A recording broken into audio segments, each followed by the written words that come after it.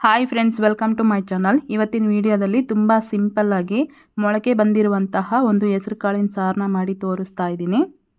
ಇದು ತುಂಬ ಸಿಂಪಲ್ಲಾಗಿ ಮಾಡಿದ್ರೂ ಕೂಡ ಈ ಬೇಸಿಗೆಗೆಲ್ಲ ತುಂಬಾ ಒಳ್ಳೆಯದು. ತುಂಬ ಕಡಿಮೆ ಸಮಯದಲ್ಲಿ ಮಾಡ್ಕೋಬೋದು.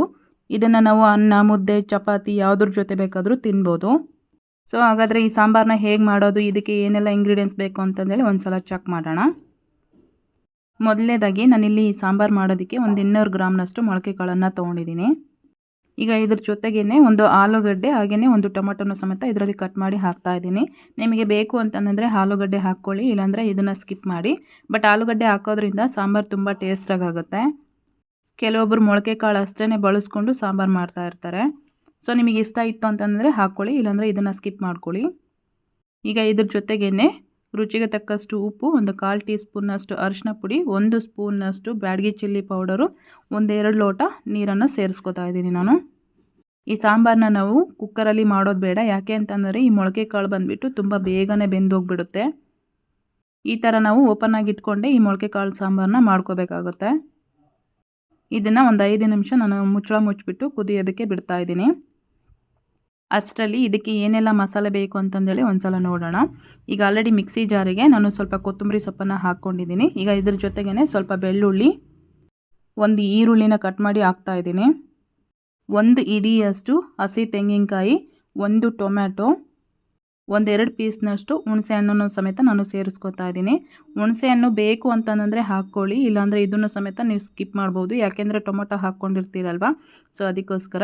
ಈಗ 1 ಸ್ಪೂನ್ನಷ್ಟು ಸಾಂಬಾರು ಪೌಡರು ಹಾಗೆಯೇ 1 ಸ್ಪೂನ್ನಷ್ಟು ಗುಂಟೂರು ಚಿಲ್ಲಿ ಪೌಡರನ್ನು ಹಾಕಿಬಿಟ್ಟು ಈ ರೀತಿ ಎಲ್ಲ ಸಣ್ಣದಾಗಿ ಪೇಸ್ಟ್ ರೆಡಿ ಮಾಡ್ಕೊಂಡಿದ್ದೀನಿ. ಈಗ ಆಲ್ರೆಡಿ ಮೊಳಕೆ ಕಾಳು ಸಮೇತ ಕುದೀತಾ ಇದೆ. ಈಗ ರುಬ್ಕೊಂಡಿರ್ತಕ್ಕಂಥ ಮಸಾಲೆನ ಇದ್ರ ಜೊತೆ ನಾನು ಹಾಕ್ತಾ ಇದ್ದೀನಿ.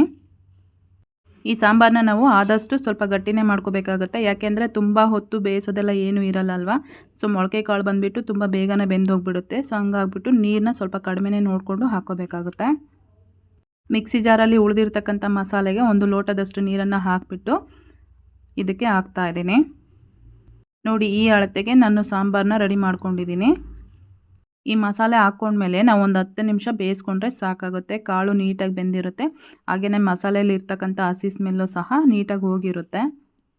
ನೋಡಿ, ನಾನು 10 ನಿಮಿಷ ಈ ಸಾಂಬಾರನ್ನ ಬೇಯಿಸ್ಕೊಂಡಿದ್ದೀನಿ. ಈ ರೀತಿ ಎಲ್ಲ ಗಟ್ಟಿಯಾಗಿದೆ ಸಾಂಬಾರು ಬಂದುಬಿಟ್ಟು. ಇದನ್ನು ನಾವು ಮುದ್ದೆ, ಚಪಾತಿ, ದೋಸೆ ಯಾವುದ್ರ ಜೊತೆ ಬೇಕಾದರೂ ತಿನ್ಬೋದು. ಈ ಬೇಸಿಗೆಗಂತೂ ತುಂಬ ಒಳ್ಳೆಯದಾಗುತ್ತೆ ಇದನ್ನು ತಿನ್ನೋದ್ರಿಂದ. ಇದಕ್ಕೀಗ ಲೈಟಾಗಿ ಒಗ್ಗರಣೆ ಮಾಡೋದಕ್ಕೆ ಅಂತಂದೇಳಿ ಒಂದು ಸಣ್ಣ ಬಾಣಲಿನ ಒಲೆ ಮೇಲೆ ಇಟ್ಕೊಂಡ್ಬಿಟ್ಟು ಸ್ವಲ್ಪ ಎಣ್ಣೆ ಹಾಕಿ ಅದು ಸ್ವಲ್ಪ ಬಿಸಿ ಆದಮೇಲೆ ಸ್ವಲ್ಪ ಸಾಸಿವೆ, ಜೀರಿಗೆ, 1-2 ಒಣಮೆಣಸಿನ್ಕಾಯಿ, 1 ಈರುಳ್ಳಿನ ಈ ರೀತಿ ಕಟ್ ಮಾಡಿ ಫ್ರೈ ಮಾಡ್ಕೊತಾ ಇದ್ದೀನಿ. ಇದು ಸ್ವಲ್ಪ ಫ್ರೈ ಆದಮೇಲೆ 1-2 ಎಸಳು ಕರಿಬೇವಿನ ಎಲೆನೂ ಸಮೇತ ನಾನು ಇದರಲ್ಲೇ ಹಾಕಿಬಿಟ್ಟು ಫ್ರೈ ಮಾಡಿಕೊಂಡು ಈ ಸಾಂಬಾರು ಜೊತೆ ಈ ಒಗ್ಗರಣೆನ ಸೇರಿಸ್ಕೊತಾ ಇದ್ದೀನಿ.